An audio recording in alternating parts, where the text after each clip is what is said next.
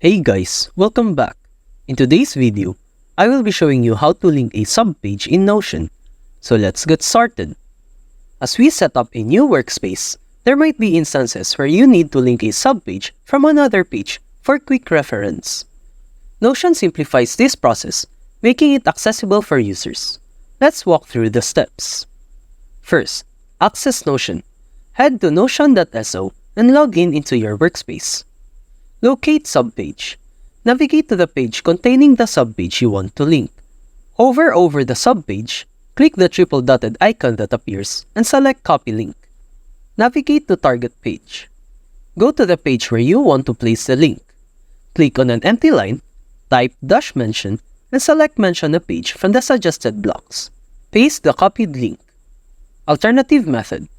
Instead of using -mention, you can directly paste the link and select Mention a page from the menu that appears. Once you've added the link, you'll see it appear with the Subpages title preceded by an arrow.